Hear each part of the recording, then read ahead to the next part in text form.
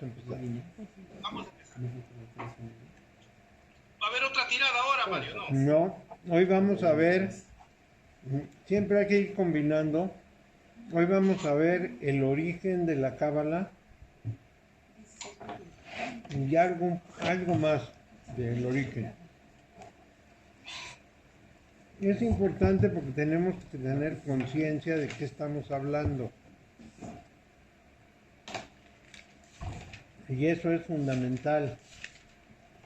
Bueno, entonces, todo empieza con la presencia hebrea en España. La presencia hebrea en España se remonta a un tiempo que no podemos medir. Por ejemplo, hay una leyenda que dice que el primer hebreo que pisó esas tierras fue Tubal Caín, que era hijo de Jafet y nieto de Noé. Eso es lo que dicen. Por supuesto, si Noé no existió, pues no pudo haber sido Jafet y no pudo haber sido Tubal, pero los masones también dicen que son descendientes o vienen de Tubal.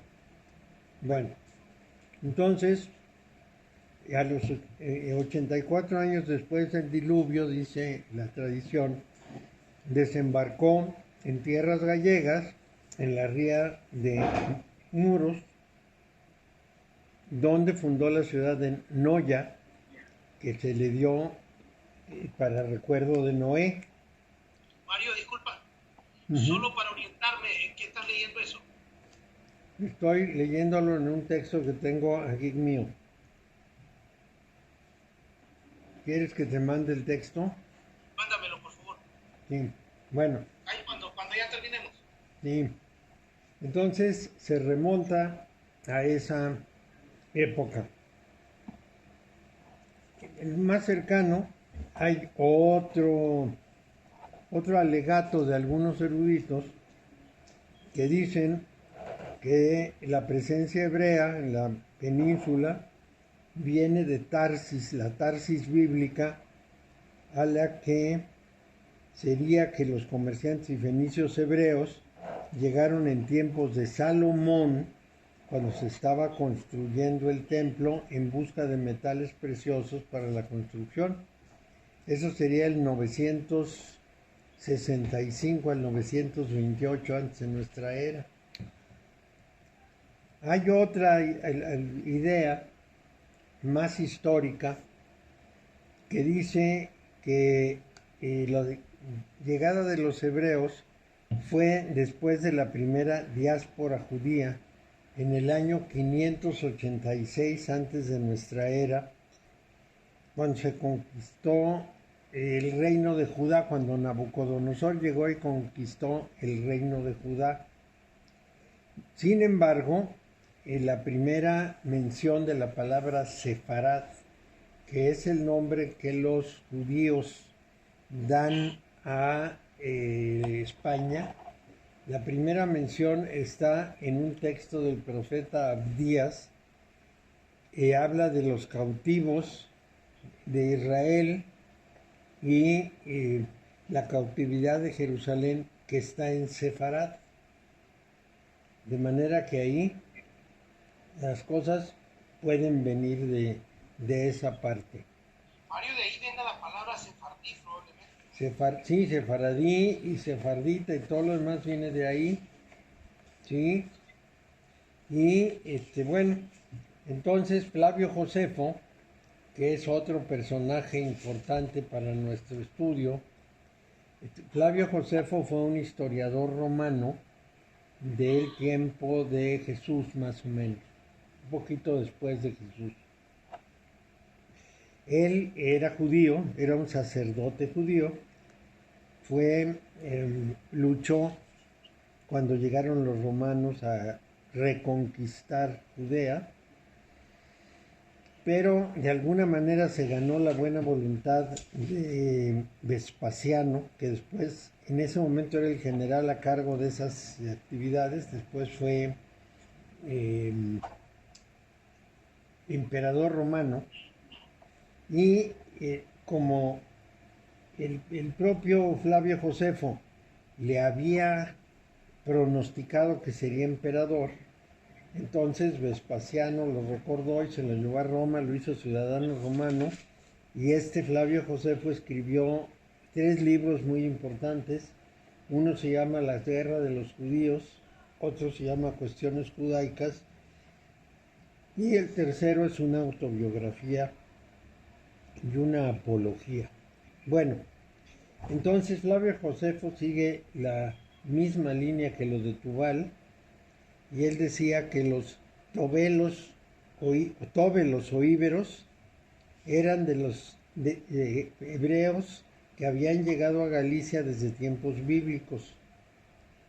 Y, por ejemplo, la palabra Iberia sale del río Iber, o sea, el río Ebro, que según estudian los lingüistas viene del vocablo ibri, que quiere decir hebreo. Entonces, muy probablemente es efectivo que los hebreos llegaron y bautizaron al río Ebro como Iber o Ibri, y de ahí sale su nombre. Bueno, entonces, para apoyar en la hipótesis de Josefo, los topónimos e hidrónimos, es decir, los nombres de lugares y los nombres de ríos y rías de numerosas localidades gallegas y asturianas, tienen una raíz hebrea. Entonces, ahí tendrías que ver que la propia Galicia viene de un vocablo que es galut, que quiere decir destierro.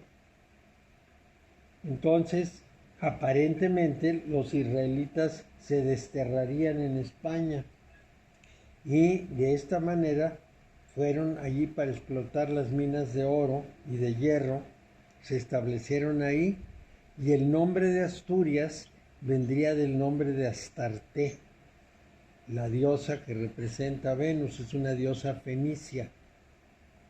Entonces, estos gallegos permanecerían en España hasta el 1492 por el Edicto de Granada, y ahí tendremos una referencia muy importante, porque eso significaría que estuvieron ahí desde más o menos el 586 antes de nuestra era al 1452 de nuestra era, o 92, que es la expulsión definitiva.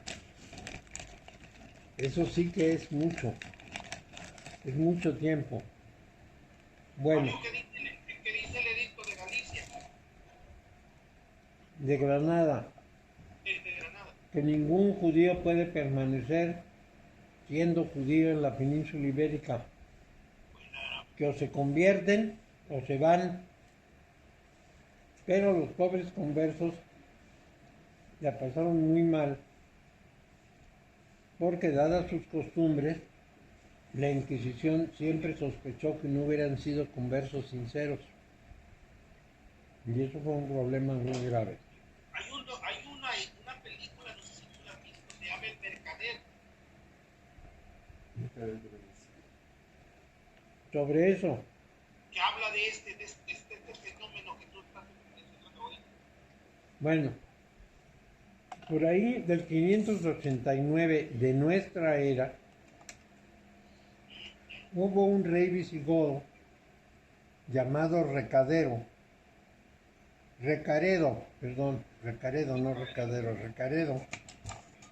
que persiguió, se cristianizó, se convirtió al cristianismo y empezó a perseguir judíos. Y realmente los maltrató muchísimo. Recadero era judío también. No, Recaredo era visigodo, era un rey visigodo. Y este rey visigodo, después de hacerse católico, persiguió a los judíos.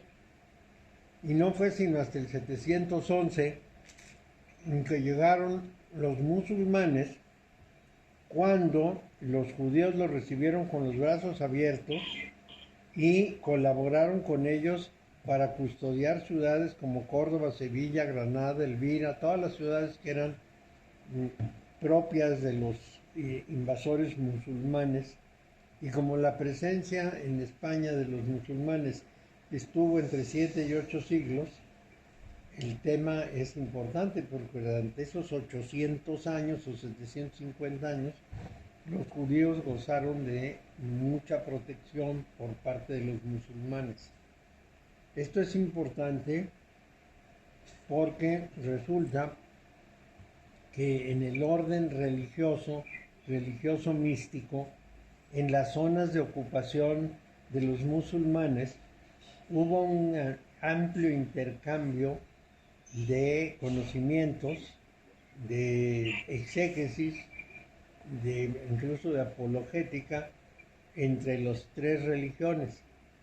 Eso refinó mucho a los musulmanes, a los judíos y a los cristianos.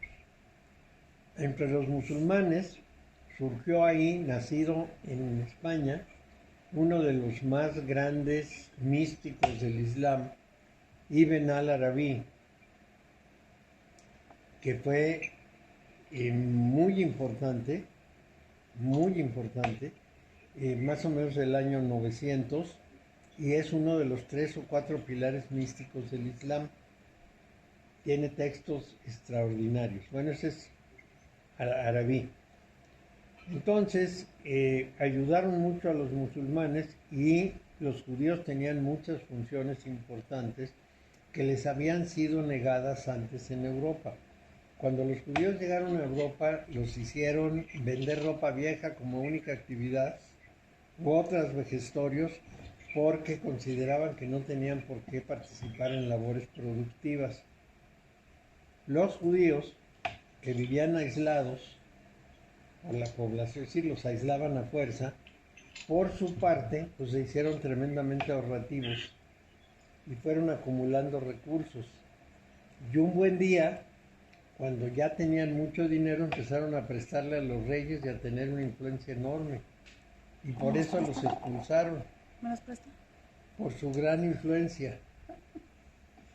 Para, ¿Están bien o estos más? No, este también. para quedarse con las deudas. Para quedarse con el dinero, claro, para no Sí, pagar. para no pagar. Ujú. Ese fue el principal motivo. Entonces, los persiguieron enormemente.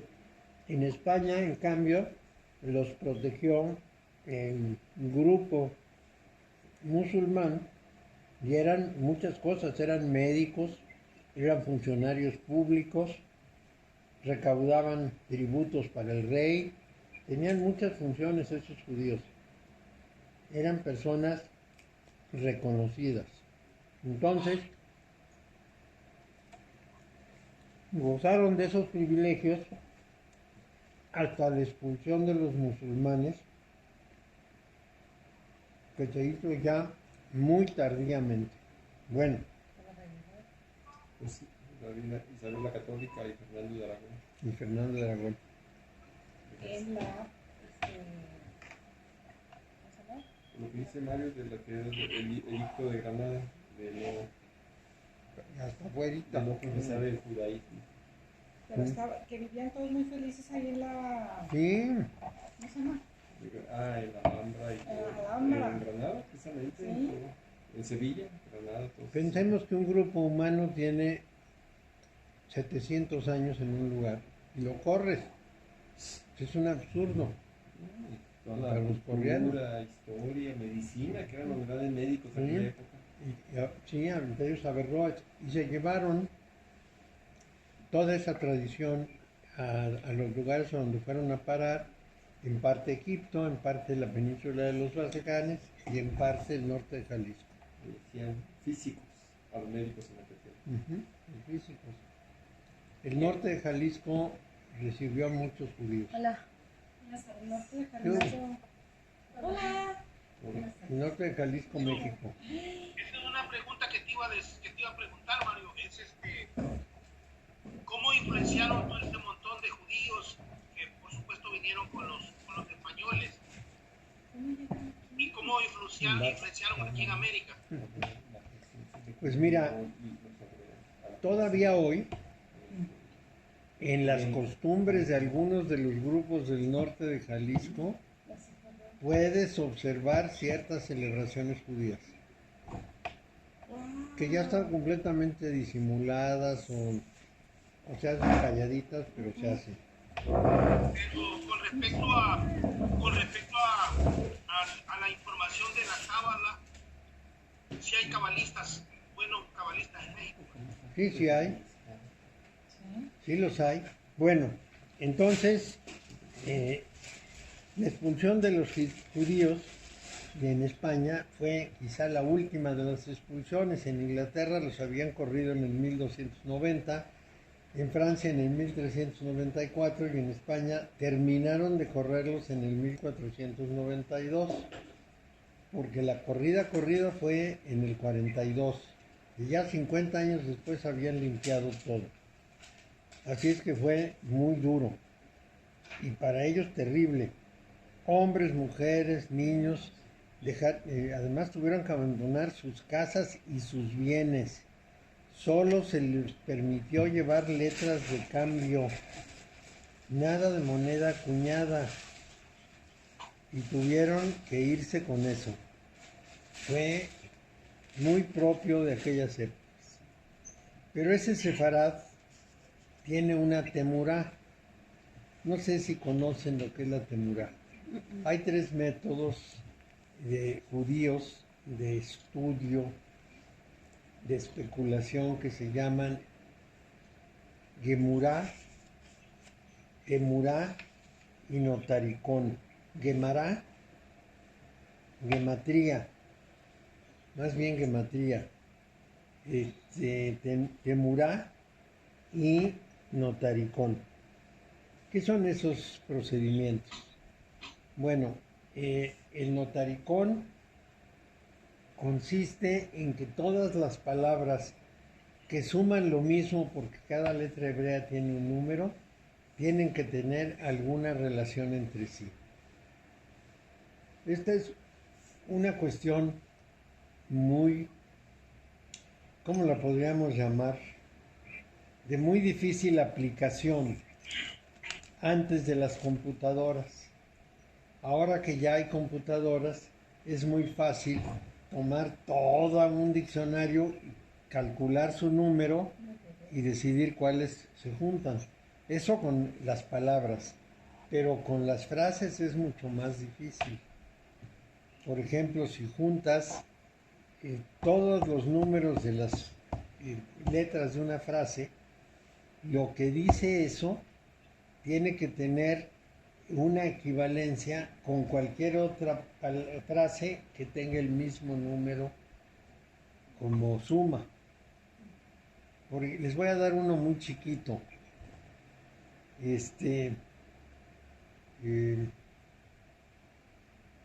¿Cómo es? Sí, Eben en hebreo quiere decir piedra, Eben, pero está hecho de Abba y Ben, y Abba es padre y Ben es hijo. Entonces la relación entre el padre y el hijo tiene que ser tan firme, tan dura como una piedra. Así se interpreta. Fundación, Mario. Bueno, eso es el notaricón. Luego, en la temurá, lo que se hace es recombinar las letras de una palabra para crear otra. Entonces, Sefarad termina en Pardes, que quiere decir paraíso. Y la gematría lo que hace es tomar la primera palabra de cada párrafo o la primera letra y conforme a un código ir descifrando un mensaje. Eso yo no lo sabía. Hace no mucho tiempo, y hay un video de eso en YouTube, hace no mucho tiempo quiero decir dentro de mi vida, hace 50 años, pero bueno. Hablando de 400 años ya. Ya 50 son poquitos. Bueno, hace relativamente poco, un judío empezó a investigar si podría, usando el método de la gematría, sacar mensajes secretos de la Biblia. Entonces empezó a buscar por todos lados una Biblia que fuera original y finalmente paró en Jerusalén y convenció de alguna manera a los rabinos de Jerusalén de que le dejaran utilizar esa Biblia original, porque en una Biblia judía no pueden cambiar nada, ni una línea. Todas las líneas deben empezar y terminar como el original. La razón es muy simple. Si no es idéntica, no puedes aplicar el método. Claro. Entonces tienen que ser así de precisas. Eran tan precisos y su conocimiento era tan entregado a su Torah que lo ponían en un libro, perforaban con un alfiler una página y las personas tenían que decir qué palabras habían perforado de las páginas de abajo. Así de hábiles eran en su memoria de su texto. Entre un libro de Isaías, pues el libro de Isaías se llama, del año 1000 y del año 1000 antes de nuestra era. No, un poco más cercano del año 1000. Sería como del año 700 de nuestra era. Y el texto de el Antiguo Testamento judío que está en el Museo del Cairo, encontraron solamente una palabra de diferencia. Entonces, ¿y por qué? Porque si no, no puedes leer el mensaje oculto. Claro. Bueno, ese hombre metió esto en una computadora, lo procesaron Sí, sale. y fue con Isaac Rabin, que era el primer ministro de Israel, y le dijo que lo iban a matar un día determinado y lo mataron. Ese día. El día que dijeron, es decir, le dijeron, la Biblia dice que a usted lo van a matar en el mes tal de tal año. Y efectivamente lo mataron. Y así como eso encontraron más correspondencias.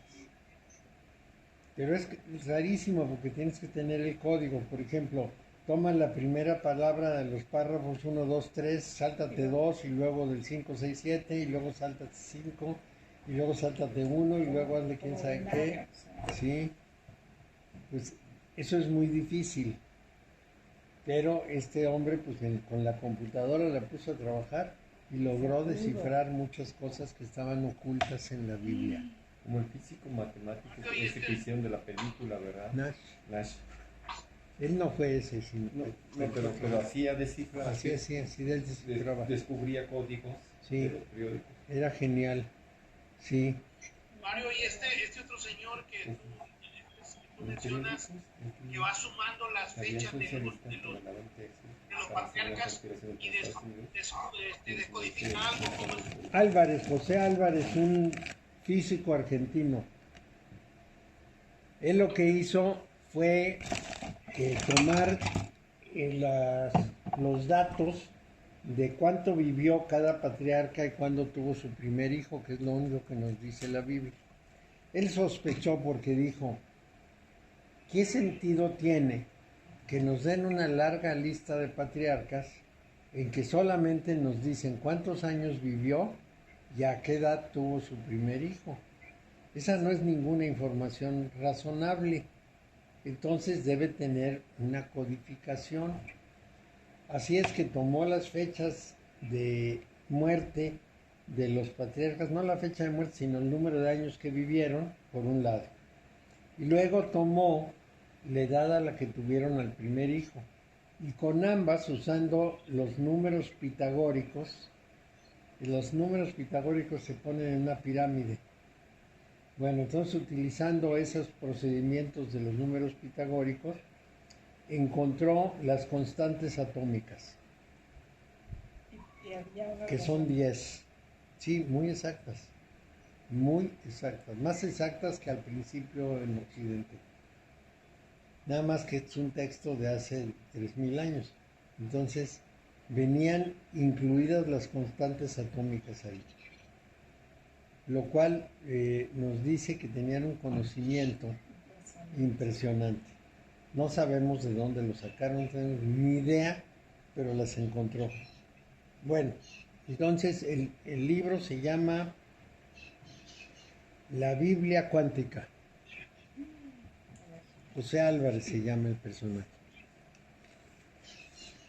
Bueno,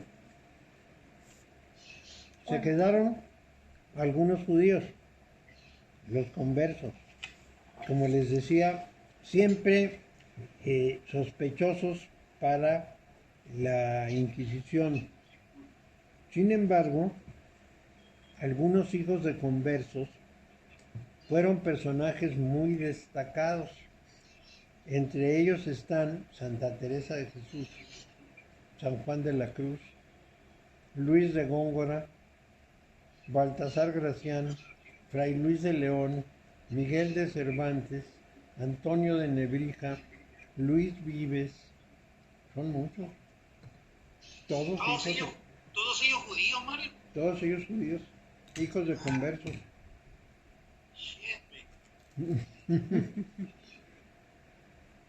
Es impresionante porque los dos santos más importantes, los dos místicos más importantes del catolicismo, de los más importantes, los dos más importantes de España, eran hijos de conversos. No les digo más. Bueno, entonces, algunos de ellos fueron perseguidos por la Inquisición. Hablaban de su limpieza de sangre y los llamaban marranos,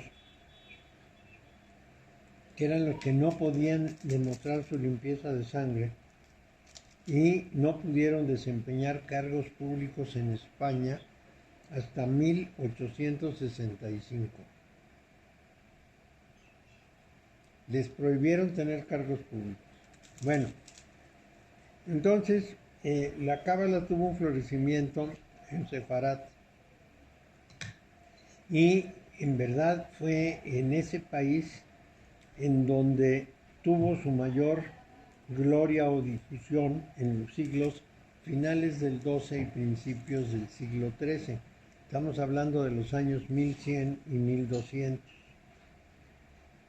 En un lugar muy cercano, que entonces estaba bastante integrado por cómo eran los reinos, en la parte de la Provenza francesa, vivió Isaac el Ciego, que fue un judío muy destacado, que escribió un libro que se llama El Libro de la Claridad, el Sefer Abair.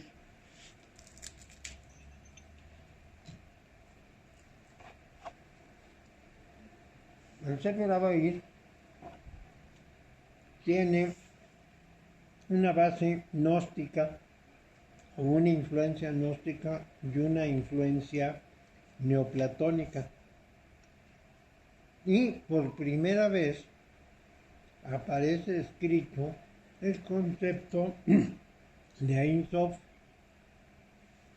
La primera vez que se menciona Ein Sof, que quiere decir sin límite o infinito, es en ese libro, el Sefer Abair, el libro de la claridad, y se refiere a la divinidad no manifestada. Y también menciona los 10 sefirot que conforman el árbol de la vida. Esas dos cosas por primera vez se mencionan en el libro de Isaac el Ciego. Sus discípulos fundaron en Cataluña lo que se llamó la Escuela de Gerona, que fue la primera escuela cabalística de Occidente, y el principal de sus alumnos, que fue Azariel de Girona, no le llamaban Gerona sino Girona a su nombre, difundió ese concepto de la Ein Sof, y en un libro de él que se llama La Puerta del que Pregunta, habla precisamente de la Ein Sof. Entonces, dice que no tiene fin, que es infinito y no puede haber nada que sea exterior a eso. ¿Cómo resolvieron ese problema los judíos? Los griegos no pudieron, pero los judíos sí lo hicieron. Un griego llamado Parménides, dijo que el ser lo ocupaba todo y que no había nada fuera del ser y por lo tanto no podía haber movimiento. De hecho, un rollote enorme. Bueno, los judíos lo respondieron así. Un día, ese Dios inmanifiesto tomó la decisión de crear el universo. Entonces, retirando todo lo que había en el centro de él, haciendo un hoyo circular en su mero centro, creó el universo adentro. Entonces, no hay nada fuera del sin límite, pero dentro de él está el universo. Es una manera muy interesante. Cuando un ser, el espíritu puro, ocupa todo y no puede haber nada fuera de él, todo lo que puede hacer, o más bien lo único que puede hacer es hacia adentro. Entonces se dice, también en Oriente se dice, que hizo una división inmanente dentro de sí mismo. Se partió en muchos pedacitos para poder actuar. Porque el que ocupa todo no se puede mover, ocupa todo. Está en una caja en donde nomás cabe él. Pero el que se divide por dentro es múltiple. Y esa multiplicidad es el mundo en que vivimos y nosotros incluidos. Entonces, somos espejos de Dios, o somos imágenes de Dios en el espejo, múltiples que podemos actuar y podemos equivocarnos, porque no somos Dios sino la imagen. Y como imágenes de Dios vamos evolucionando la conciencia. Este es un argumento muy ingenioso y es un argumento de la escuela de Isaac el Ciego. Bueno, otras obras suyas de Isaac el Ciego fueron un comentario al Sefer Yetzirah y un comentario a las Agadot del Talmud. Ahorita les explico esto. Hay 3 libros que son los libros fundamentales de la Cábala judía. Hay 40,000 textos de Cábala judía, pero los 3 libros fundamentales son el Sefer Yetzirah, que es el libro de la formación. Sefer, así como se oye. A con H-A. Y Yetzirah se escribe con Y y Z. TZ, Yetzirah. Este Sefer Yetzirah es quizá el más viejo de los libros, pero es muy misterioso, porque dice que en números, letras y sonidos está contenido toda la esencia del universo. Y tienen que ser las 3 cosas. Y luego dice que en 32 senderos de sabiduría se expresa absolutamente toda la verdad universal. Los 32 senderos son las 22 líneas y los 10 círculos del árbol de la Cábala. Así están representados. También habla de que hay 3 letras madres, que son la Lev, la Shin y otra, en fin, y la Mem. Esas 3 letras son madres y las otras letras son derivadas. Y más cosas, dice el Sefer Yetzirah. Es bastante misterioso, cuesta trabajo leerlo, cuesta trabajo explicárselo. No es sencillo. Sí. Mario, una preguntita antes de que se me olvide. ¿Esta escuela de Gerona en Cataluña todavía existe o ya no? No, ya no. Ya no existe. No, esta se disolvió cuando salieron los judíos.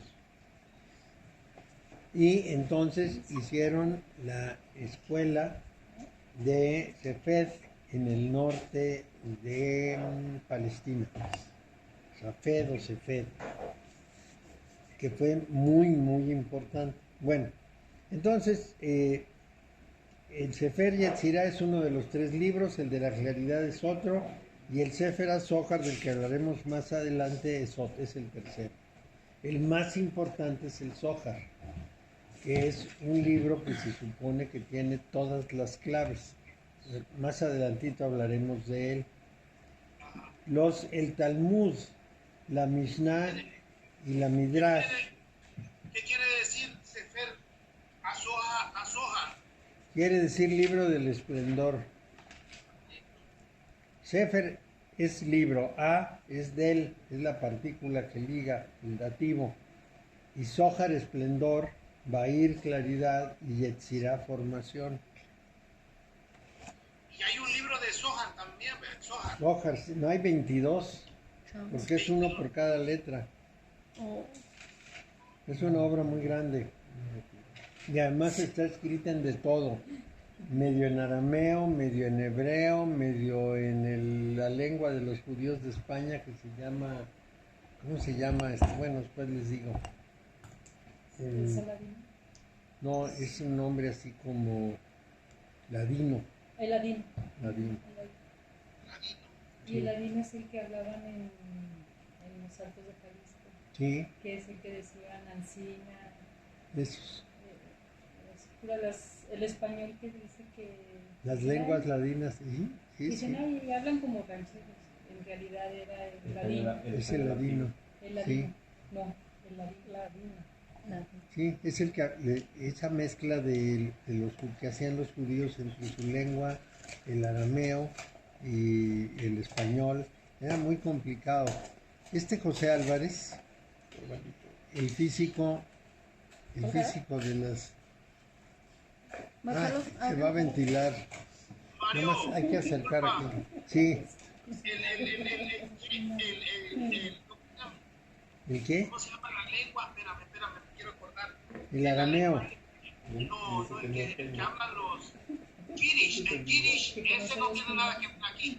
No, el Yiddish es de los judíos que estuvieron en Polonia y en el norte de Alemania, pues. Ese grupo de judíos hablaban Yiddish y sale de ahí. Acá, pues, sí, Más fácil. más fácil. Pero un judío que habla ladino y un judío que habla hebreo arameo puede entenderse con un judío que habla yiddish también, ¿no? No se entienden. Ahorita vamos a ver esa parte, esa pugna que se dio entre ellos. Pero lo realmente novedoso que les dije hoy es lo del norte de Jalisco. Sí. Bueno, cuando menos para los que no lo Yo sabían. no sabía. Fíjate que mi ex esposa, Mario, Sí, hablaban los judíos aquí, los judíos rusos aquí en Los Ángeles, hablaban yiddish y ella les entendía, fíjate, Yiddish, sí. porque ella es alemana, pero Sí. sí le entendía. Sí, el Yiddish sí lo entienden en esas zonas, porque igual que nosotros entendemos el ladino. José Álvarez, el físico que descubrió las constantes atómicas, ese lo hizo de esta manera. Llegó a Egipto buscando las mediciones de las pirámides, porque él iba a investigar desde el ángulo de la ciencia cómo estaban las proporciones de las pirámides. Entonces estaba en un café en Egipto y oyó hablar a dos personas y les entendió. Hablaban claro como en el 1500, pero les entendió. Entonces se acercó a ellos, eran unos vendedores de alfombras, y ellos lo llevaron a un monasterio en Egipto en el que todavía se usaba la meditación pitagórica. Todavía. Pitágoras es del 600 antes de nuestra era. Entonces, esos monjes de ese lugar lo orientaron sobre algunas otras cosas. ¿Cuál es la meditación pitagórica? Meditan sobre las formas, sobre el 0, el 1, el 2, el 3, el 4, el 5, el 6. Entonces Pitágoras había dicho que todo el orden universal era matemático y había establecido una serie de relaciones entre los primeros 9 números, y con eso hizo una cantidad de cálculos y, entre otras cosas, descubrió las notas musicales. Entonces él hablaba de las figuras, círculo, ¿cómo se llama el otro? De dos caras, que es como una almendra. Tiene su nombre, ahorita les digo. La Vesica Piscis. ¿Eh? La Vesica Piscis. Sí, la Vesica Piscis, pero tiene un nombre que quiere decir almendra en sánscrito. Bueno, ahorita les digo cómo se dice. La figura de 3 caras, de 4 caras, de 5 caras, de 6 caras y todo lo que esto implica. Él usaba la estrella de 5 puntas inscrita en un pentágono como el santo y seña para entrar a su escuela. Y a partir de hizo una gran cantidad de cálculos, entre ellos el cálculo del número de oro, de la proporción áurea. Pitágoras había aprendido en Persia y en Egipto. Entonces, en ese monasterio egipto tenían unas alfombras que colgaban de la pared con un círculo de cierto color, una mandorla, se llama mandorla esa figura, una mandorla, un triángulo, un cuadrado, un pentágono, etc. Y meditaban sobre eso. Esto es la meditación pitagórica.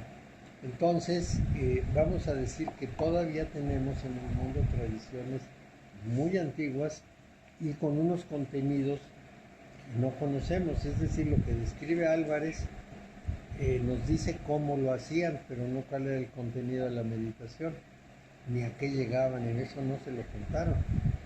La proporción áurea es 3:14:15, ¿verdad? No, esa es, eso a lo que te estás refiriendo es pi. La proporción áurea es 1.618 o 0.618. Es decir, la parte larga tiene 1.618 de la parte corta y la parte corta tiene 0.618 de la parte larga. La serie de ¿Perdón? Fibonacci. La serie de Fibonacci, bueno, eso ya fue en el 1200. Fibonacci encontró una serie que cómo se construía el número de oro, efectivamente. Bueno, entonces estábamos en que los libros más importantes son esos 3. En ese siglo XII-XIII se supone que Moisés de León, que sería lo mismo que Moshe Shem Tov, escribió o recopiló los materiales que formaron el Sefer HaZohar, el libro del esplendor, y que ese libro se hizo por una razón muy importante. Cuando los askenazíes que venían del norte y que habían sido expulsados llegaron al sur de Francia, a la Provenza, pues vivían justamente en los lugares judíos, digamos, en las zonas judías, y vivían puerta con puerta, pero no se entendían, no solo en el lenguaje, no se entendían en la interpretación de la religión. La razón es que los askenazíes, que eran muy, muy conservadores, habían conservado la versión que pudiéramos llamar primaria del judaísmo de Palestina. Ahí tenemos que considerar lo siguiente, que es importantísimo de ver. Los judíos de Palestina eran malos agricultores porque la tierra es pésima y pastores. Esa era su función. Pastoreaban y sembraban poco porque la tierra es muy ingrata en esa zona. Ahora que llegaron los nuevos judíos con un montón de dinero, pues claro que le hicieron próspera, pero antes era muy difícil. Bueno, entonces eran profundamente ignorantes. ¿Qué quiere decir eskenazí, Mario? Es el grupo de gente que sigue la ortodoxia judía cerrada. Son los de los risitos, es el nombre que se les da, Askenazi. Eso deriva del nombre de una persona. Bueno, entonces, estos askenazíes, bueno, no estos askenazíes, estos judíos son derrotados por Nabucodonosor y se los lleva al exilio de Babilonia. En Babilonia Algunas personas, como por ejemplo el rey, recibieron una pensión y más o menos con sus nobles la pasaban ahí medio bien. Es decir, Nabucodonosor les concedió una villa y una pensión. Otros judíos se dedicaron a trabajar, a machetearle al trabajo. Unos más estudiaron en las escuelas babilónicas. Y esos que estudiaron en las escuelas babilónicas aprendieron la milenaria cultura sumerio-acadia babilónica y se hicieron personas cultas. Regresan a Jerusalén y al regresar a Jerusalén escriben el Antiguo Testamento, empezando por la Torá. Antes no había más que un texto muy corto del Deuteronomio, todo lo demás no existía. Regresando de Babilonia, toman lo aprendido en Babilonia, toda la parte del Génesis es lo aprendido en Babilonia, inventan la historia de la esclavitud en Egipto y el regreso a la tierra prometida, que es el Éxodo. Fijan las 611 leyes en los Levítico y Números y toman el Deuteronomio con 7 mandamientos y que después se extienden casi hasta 14, pero toman el Deuteronomio corto, la versión más corta que había descubierto el rey Josías en el año 700 y fracción. Entonces toman ese Deuteronomio y lo extienden y ponen la figura de Moisés como una figura muy importante. La primera mención a Moisés que hacen los judíos en un texto es en el siglo III antes de nuestra era. Antes de Moisés no hablaban. Entonces, puede ser un invento. Puede ser un invento. Bueno, entonces, un grupo de judíos, porque no caben en ese lugar, se va a Alejandría. Otros se quedan en Babilonia. Otros se fueron a España. En fin, se distribuyeron. Incluso los de Alejandría y los de España influyeron sobre los de Irlanda. Después les platico eso. Bueno, sí, esa es otra historia. Entonces, y los judíos de Alejandría pues van a parar a la Universidad del Mundo de aquella época y eso los hace extremadamente cultos, extremadamente sabios. Aprenden toda la filosofía griega, aprenden matemáticas, aprenden todo lo que se sabía entonces, porque en Alejandría cada barco que llegaba le copiaban sus rollos, de manera que tenían casi 1 millón de rollos en la biblioteca de Alejandría. Y los judíos aprovechaban eso. Era tan importante este conocimiento que cuando le dicen al rey, al faraón Ptolomeo VI, que la Biblia es un libro muy sabio, hace que 72 judíos lo traduzcan al griego. Esa versión se llama Septuaginta, porque eran 70. ¿Por qué 72? Porque representan a las 12 tribus, 6 por tribu. Entonces hicieron 72 versiones y luego las reunieron en una sola para eliminar cualquier clase de error. Y a ese texto se le llama la Septuaginta. Es la primera traducción del Antiguo Testamento al griego de aquella época. ¿Qué año estamos hablando? Estamos hablando de Ptolomeo VI, como el 250 antes de nuestra era.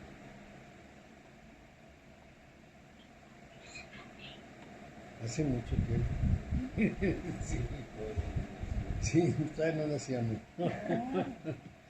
Bueno, entonces, estos judíos de Alejandría eran unos judíos cultos. Entendemos que si Jesús viajó a Alejandría, tuvo que haber hecho contacto con estos judíos. En Egipto existía el mismo problema que en Europa. En la isla de Elefantina, que está un poco al sur, 1000 kilómetros al sur, en la isla de Elefantina había unos judíos muy ortodoxos, pero en Alejandría, que estaba pegada al mar Mediterráneo, estaba sobre el mar Mediterráneo, había unos judíos muy cultos. Si Jesús viajó a Egipto, como suponemos, en el año 6, que es cuando matan a Judas de Gamala en la rebelión del censo, entonces estuvo en contacto con los judíos cultos de Alejandría. Y al regresar a Jerusalén, judío ya no es exactamente Jesús, cuando menos no judío palestino. Si de por sí ya era Galileo, no era de Judea, sino de Galilea. Y además, con esta exposición a la cultura judía egipcia, lo que ocurrió es que llegó e hizo cosas que escandalizaron a los judíos de Palestina, incluidos sus discípulos. Por ejemplo, él permitía que las mujeres aprendieran igual que los hombres. Eso para los judíos era absolutamente imposible. Pedro lo cuestiona varias veces sobre ese problema de la enseñanza a las mujeres. Y hay un evangelio que se llama de la Magdalena, de María Magdalena, que empieza justamente diciendo Pedro, ¿y esta mujer qué nos va a enseñar si es mujer? ¿A qué viene? Entonces no sé si Felipe le dice, espérate, vamos a ver qué le dijo el Señor al final y cómo están las cosas. Y después se perdió lo de Luis. No supimos qué le pasó a la Magdalena, pero Se perdieron los libros de Magdalena también. se perdió la segunda parte. Es decir, cuando ella explicó lo que le había dicho el Salvador, desapareció. No fue casualidad que desapareció. Bueno, pero esa, por ejemplo, esto de que las mujeres se integraran a su grupo los escandalizaba. Los escandalizaba que para él el templo no fuera tan importante como para ellos. Los escandalizaba que hablara con los samaritanos. Y algunas de las interpretaciones que hacía de la ley los escandalizaba. Por ejemplo, ¿por qué comen con las manos sucias tus discípulos? Y él les contesta, porque no es lo que entra a la boca, sino lo que sale de ella. Y así le siguen preguntando muchas cosas. Por ejemplo, él se bautiza, el bautismo no es una costumbre judía. Eso es importantísimo de verlo. No es cualquier cosa, es una cosa muy trascendente. Luego predica que el Padre está en algún lugar a donde él y sus discípulos van a ir. Eso tampoco lo aceptaban los judíos de Jerusalén. Para ellos te morías y ya no había opción, ya no había vidas ni nada, ni almas, ni conciencias, ni nada. Entonces les parecía muy indebido lo que decía Jesús, porque él hablaba del otro mundo. Entonces, para probarlo, le mandan a un grupo de gente que le pregunta, si una mujer se casa con 7 hermanos que se van muriendo en el camino, cuando muere, ¿con cuál de ellos será esposa? Y Jesús les dice, allá no hay esposas, ni esposos, ni familias. Eso está en los evangelios. Yo no entiendo cómo un cristiano puede decir que el que se muere lo va a encontrar después allá y que ya está intercediendo por él. Pues no se han leído los Si no, evangelios. no sería mejor vida. Si se los encontraron allá, imagínate. Otra vez arroz. Pasó mejor vida acá, qué vida. Bueno, pero ahí el tema básico es que Jesús tenía un judaísmo o una doctrina religiosa que yo no le llamaría judaísmo, porque el judaísmo es de judíos, sino la religión israelita, y la interpretaba de una manera que quizá era la egipcia, que les ponía los pelos de punta a los otros. Bueno, entonces los askenazíes, que son unos ortodoxos tremendos, se van al norte de Europa. Y los sefaradíes están en España. Los sefaradíes, a su vez, aparte de poder tener contacto con Alejandría, tienen un contacto intenso con musulmanes y cristianos. Y eso hace que revisen y piensen su religión. Yo creo que en esa época España estaba invadida por el Islam, por Del los Islam, árabes. ¿sí? Entonces, llegan los askenazíes expulsados de otras partes, se instalan con ellos, pero no se entienden. Y con la idea de poder dialogar con ellos sobre su religión, escriben el Sefer HaZohar, para que entiendan cómo ven su religión. Y resulta que tampoco los convencen. Pero el Sefer HaZohar toma una dinámica insospechada, porque en el siguiente siglo, en los siguientes 2 siglos, se escriben 40.000 textos de Cábala en Europa, que están en las bibliotecas de los países, la Biblioteca Nacional de París y otras bibliotecas. Entonces, aquí la pregunta es, ¿qué pasó con todo eso? Bueno, se han traducido algunos, pero queda por traducir muchísimo de todo lo que se elaboró pensando en el asunto cabalístico, destapado por la publicación del Zohar. Entonces, ocurre un fenómeno muy interesante. Los cristianos de Florencia, que son bastante independientes del papado, en general están contra el papa, van a financiar una especie de asimilación cristiana en la cábala hebrea. Eliminación cristiana, sí. Porque Pico de la Mirandola, Giovanni Pico de la Mirandola, que es un hombre rico de Florencia, dice que seguramente en esos escritos cabalísticos que le parecen muy misteriosos está contenido la anticipación de Jesús, que ahí seguramente se habla de Jesús y de que va a ser el Hijo de Dios y toda la historia. Y contrata al judío más culto de su época, que se llamaba Flavio Mitrídates, y le encarga la traducción de varios libros. Flavio Mitrídates, que era no solo muy culto y muy inteligente, sino muy judío, lo que hace es que en las traducciones deja ciertas ambigüedades para que se entusiasme Pico de la Mirandola y le encargue más traducciones. Entonces, durante un tiempo vive como príncipe del dinero que le saca el Pico. ¿Sí? Sí, esto no tiene nada que ver con el registro que tú dices que cada rabino tiene que hacer cada año. No, no tiene que ver, no. Eso es el Talmud, la Midrash y la Mishnah, de los cuales también vamos a hablar. Pero es que es muy largo el asunto. Bueno, entonces, Flavio Mitrídates le traduce varios libros, de los cuales Pico de la Mirandola hace un grupo de tesis, como 100 tesis, sobre el origen del cristianismo, etc. El Papa le rechaza 5, él se enoja, el Papa le rechaza todas, se arma la gresca, pero como es florentino no lo pueden tocar, no lo pueden matar, no lo pueden juzgar. A Pico de la Mirandola. Sí, y Pico publica sus conclusiones. Y entonces todos los grupos ocultos de Europa toman lo que hizo Pico y crean la cábala cristiana. Toman el conocimiento y lo cristianizan.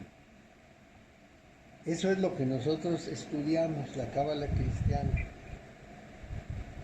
Yo estudié también la cábala judía con los judíos, los seguidores de Isaac Luria, el Ari que le llaman, los seguidores de Ben Yochai, que son personajes de hace 2000 años, pero estos tienen una versión de la cábala que es la judía, que difiere muchísimo de la versión cristiana. Bueno, pero entonces los cristianos hacen su cábala y justamente en esos años, o sea, fines del siglo XII, principios del siglo XIII, en la corte de Anjou.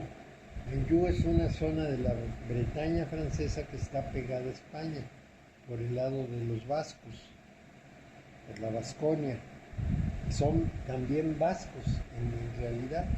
Entonces, en la corte de Anjou reciben las cartuchelas que habían llegado de los árabes por Venecia y que se habían convertido en materia de juego, porque ahí estaban hechas para juego, el juego de los naibis.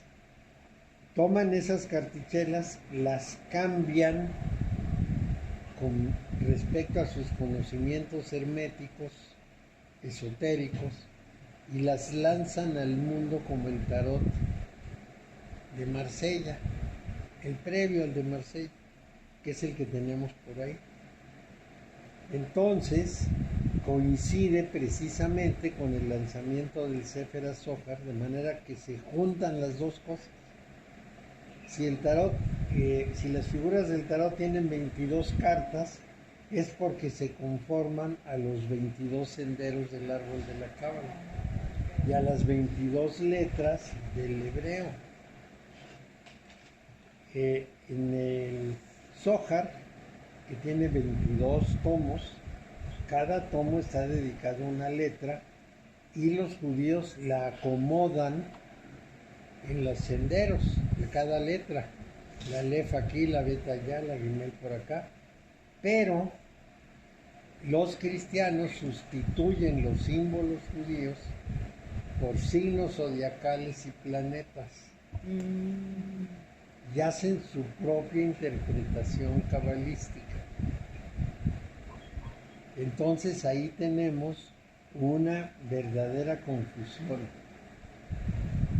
¿Por qué es una verdadera confusión? Porque cualquiera que estudie las dos cábalas no agarra bien cómo lo hicieron.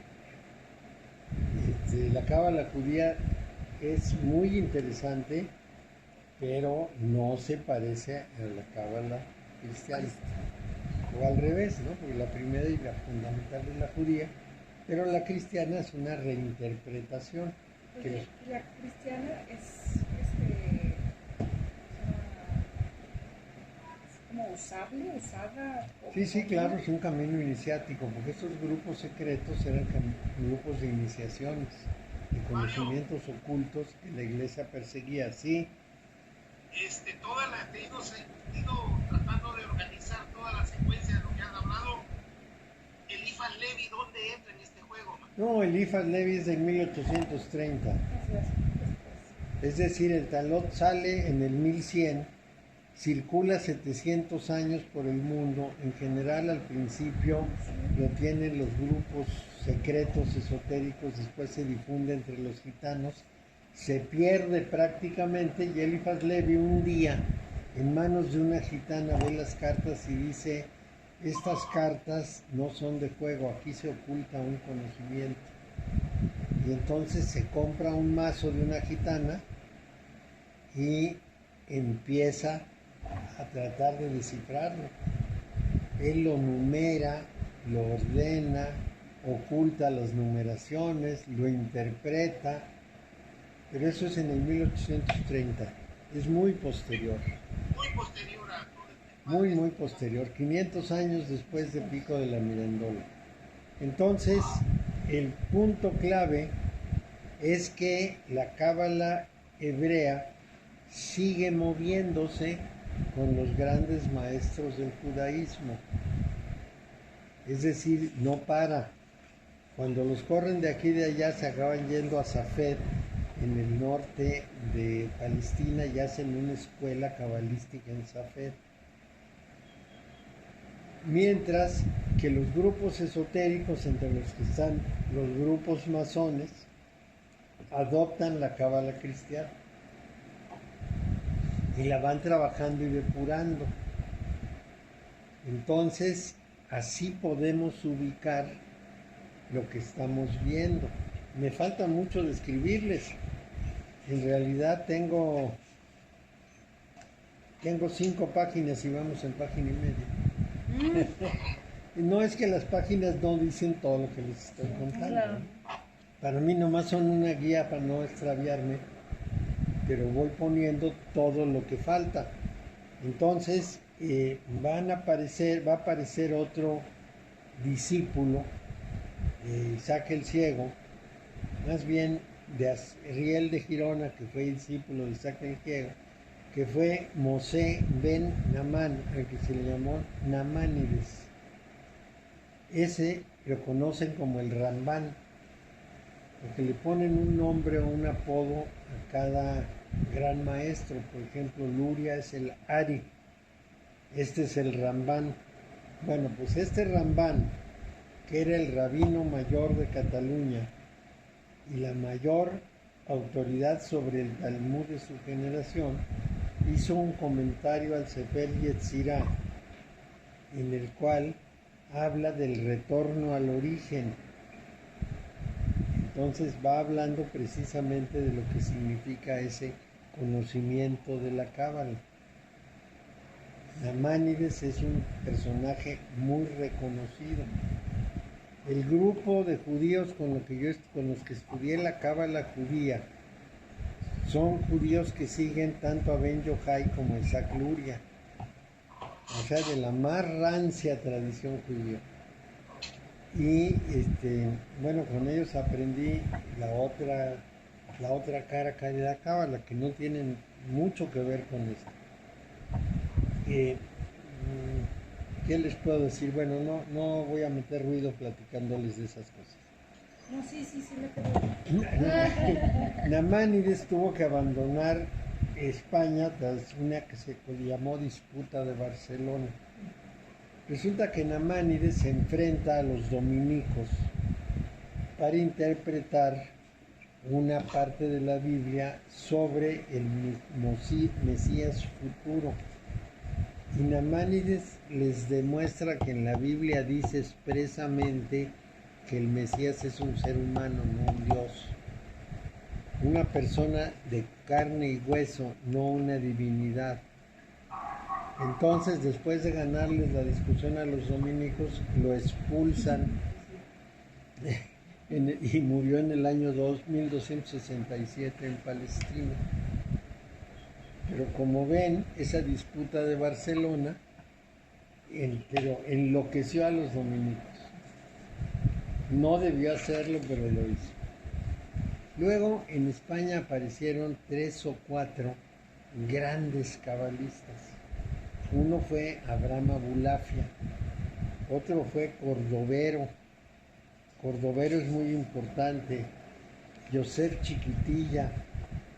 En fin, hubo varios muy importantes que hicieron avanzar la Cábala, y entre ellos Ramón Lulio. Ramón Lul también le llaman, o Raimundo Lulio. Raimundo Lulio fue, aparte de un excelente músico, un hombre de una gran cultura que escribió unos tratados extraordinarios. Admirable Raimundo Lulio. Y todos ellos fueron conformando poco a poco lo que pudiéramos decir la Cábala judía pública, no la interna, porque los judíos tienen unas prácticas que ningún cabalista de Occidente sigue. Y entre esas prácticas están el Talmud, las Midrash y ¿cómo les dije que se llama Bueno, ahorita les digo cómo se llama.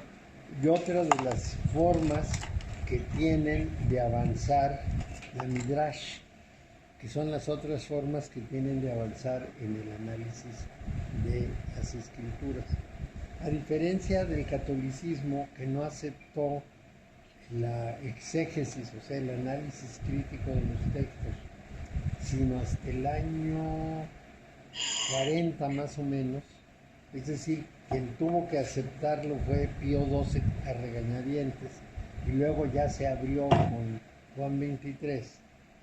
Los protestantes sí tuvieron una exégesis desde el tiempo de Lutero. Bueno, esas exégesis son análisis de los textos y para extraerle su verdadero sentido y para hacer crítica de lo que aparentemente está fuera de lugar.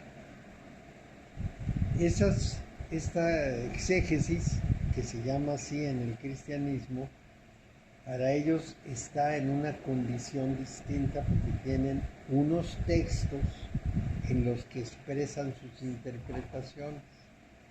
El más importante es el Talmud. Hay dos Talmudes, uno de Babilonia y uno de Jerusalén. Y dentro de estos, para explicar cosas más particulares, está la Midrash y está el otro que les mencioné. ¿Por qué se me van de la cabeza? Bueno, no importa. Ahorita les digo cuál. Entonces, la Mishnah. Entonces, estos son comentarios al libro. Son comentarios abundantísimos, son tomos y tomos. Entonces, cuando uno lee Midrash, o Mishnah, o Talmud, va viendo, porque no son, digamos, textos como los filosóficos, sino son anecdóticos. Dicen, el rabino fulano le preguntaron tal cosa y contestó esto. Por ejemplo, ¿por qué empieza el libro sagrado, la Tanaj, como ellos llaman, con la letra B y termina con la letra L? Y entonces el rabino dice, la letra B, que es la de Bereshit, que quiere decir en el principio, es la primera letra, porque es la que inicia o arranca las cosas. Pero L más B quiere decir la I, y la I es el corazón del hombre. Todo esto, una y otra, y otra, y otra, y puedes leer 500 y no acabas. Todo está asociado. Todo está asociado, entonces es un trabajo de 2000 años el que tenemos ahora. Muchísimo. No acabas de leerlos. Y en todas las interpretaciones encuentras lo que pudiéramos decir la sabiduría del rabino respectivo. Unos son más lentos, otros son más ágiles. Pero los buenos rabinos te dejan muy sorprendidos de su interpretación y de su visión. Y esto es muy importante. Y ellos, por ejemplo, también tienen como su visión del mundo, de ser buenos, de ayudar al prójimo. Tienen que cumplir la ley, y la ley tiene todas esas condiciones. Te doy un ejemplo de su ayuda. En principio hacen celebraciones en cada día de festividad. Ellos tienen que celebrar ciertos días, cuando abandonaron Egipto, y luego cuando estaban en las cabañas en el desierto, y luego cuando llegaron por primera vez y cuando lo vieron. Todos son celebraciones. Yo creo que cada semana tienen una celebración.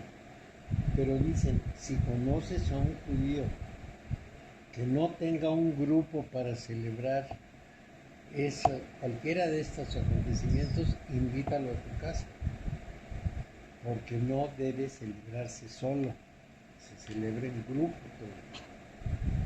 La vida de ellos es grupal, es social. Si llega un judío del extranjero y tiene que establecerse, le prestan dinero, le ayudan a levantar su negocio y luego ya lo dejan. Entonces sí tienen un sistema de cooperación muy importante y tienen una idea de justicia inconmovible. Tendría yo 17 años, más o menos. Vivía en un edificio y en el departamento de abajo vivían unos judíos. Entonces un día yo iba bajando la escalera y un niño de los judíos me dijo, Señor, haga justicia. Y yo dije, caray, ¿qué es lo que pasa? Ese triciclo es mío y este niño me lo está quitando. Haga justicia. Para un niño de 7 años, 6 años, es mucho. Es importante cómo es esto. son muy arraigados y muy calladitos sobre lo que son. No te cuentan nada de su religión, No, nada. No te revelan nada, tú tienes que aprenderlo por fuera. Y si les hablas, te oyen y no opinan. Es un problemón. no sé, prenda, pero sí. Claro, por ejemplo, en el grupo en el que estudié nos dijeron desde el primer día, pueden hacer las preguntas que quieran de lo que estamos viendo. De otras escuelas del judaísmo no pueden hacer ninguna pregunta porque no vamos a contestar. Entonces, aprendes con ellos y les preguntas de lo que están enseñando. Si les sales por otro lado, sales con alguna pregunta, te dicen no. Igual a Rubén, vea, Ricardo. Son bien cerrados, sí. Ricardo, Rubén, el judío con el que estudiamos aquí en Los Ángeles. Sí, ¿no? Dice, Son, aquí no me pregunten no me pregunten de teosofía, no me pregunten de gnosticismo, de rosacrucismo ni de masonería. Aquí estamos estudiando cábala judía. así es. Bueno, en la siguiente sesión acabamos de ver esta historia de la cábala. Mario, solo una preguntita más. Sí, Sí, es de ¿Qué Harcholen? ¿Qué tiene que ver? ¿Qué es Harcholen? Gerson Scholem fue el primer judío que estableció en la Universidad Hebrea de Jerusalén una cátedra de cábala. Y tuvo unos discípulos muy productivos que siguen en la universidad en la cátedra de cábala, es una especialidad. Y Gerson Scholem se ocupó de decirles una cosa muy importante. Les dijo, nosotros somos estudiantes universitarios de cábala, no cabalistas. Entonces tenemos que ver la cábala como una disciplina científica nuestra. Tenemos que tener un enfoque científico, no un enfoque comprometido. Nosotros estudiamos el origen, el desarrollo, las posiciones de los distintos grupos de cábala, pero no somos cabalistas. No estamos metidos en eso. Esto fue una advertencia muy importante porque tienen que ser muy desapasionados. Ese grupo de la Universidad Hebrea de Jerusalén ha escrito bastantes libros sobre cábala y esos libros, algunos de esos libros llegan a Argentina. En Argentina hay un matrimonio muy rico que financia la traducción y publicación en español y algunos llegan a México. Poquitos, pero llegan. Yo de ellos debo tener 4, no más.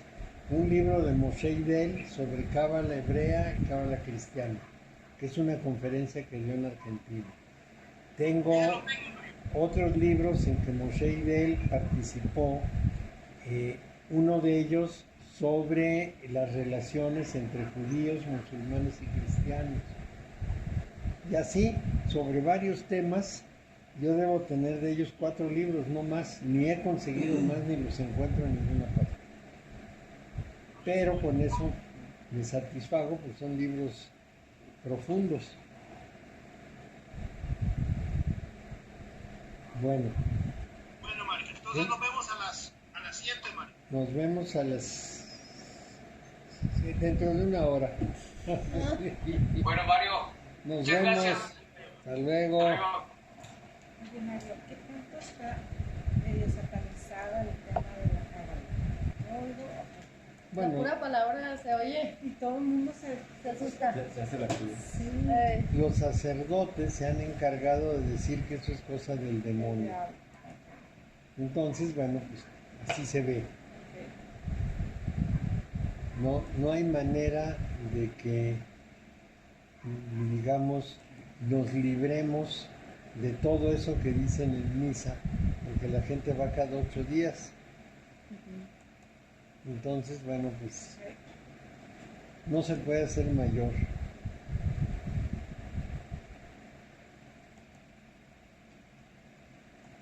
Todo el tiempo, ahora se me puso aquí el correo, nos informa que ya somos más de 10,000 muertos. Ellos cuentan si yo no estoy muerto. Hoy les decía a unas alumnas muy católicas en la mañana, Gracias. salió el tema del aborto y entonces les dije, bueno, pues compárenlo con el COVID. Al año mueren 1,5 millones de mujeres que abortan. ¿Se mueren? Mujeres que estaban... No, 1,5 millones, no, 15 millones de mujeres en el mundo por aborto. Aborto mal desarrollado. Sí, mal aplicado. Entonces, 15 millones. Del coronavirus llevamos 380,000 contra 15 millones, pues es la quinceava parte. Deberíamos ocuparnos más del aborto con el COVID. Lo más importante está el COVID. Lo que pasa es que el COVID te asustan, pues dicen, te vas a morir tú. Y desde luego yo no voy a abortar nunca. Sí, eso está imposible. Gran diferencia. Sí, claro. Oye, cuando fui frente, cuando, pues quién sabe, es un numerito, es una gráfica, pero eso es cierto, cuando te dicen, ¿es tú?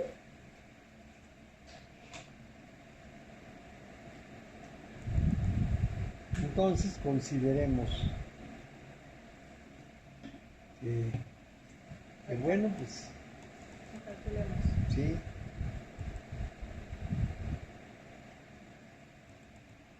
Pues estaba muy buena la situación. O sea, que te puedo decir, ¿sabes qué? Que esta es una otras Sí, dos. luego no se puede. ¿Sabes que con este calor sí te Se les va a bajar. Ahorita que estaba viendo las pastillas. Te faltó azúcar. Una de estas. O azúcar, con el azúcar otra vez. Es depresiva. Sí son mis pastillas de vitamina B que se me olvida tomármelo. Hago muchas cosas para acordarme, me las pongo enfrente. A veces me las pongo pegadas a la cama. No, paso por encima y ni las veo. Hoy debí tomármela antes de comer y no me la tomé, a ver si antes de cenar. Tiene que ser 30 minutos antes, es una lata. Esa es la lata, ¿no? Ya que estoy comiendo me acuerdo, ¡ay, la pastilla! Se supone que eso me refuerza porque los viejos ya no asimilamos bien de la comida la vitamina D. Eso es lo que se supone. Hoy ya lo puedes meter. Pero de todos modos, No tiene A lo mejor. tiene 1.3. fue, está psico, 1.2. fue psicológico. no tiene nada de La norma tiene 7 y Agua de cebada. Exacto. ¿Sabes qué? Cebadina. Sí. Me lo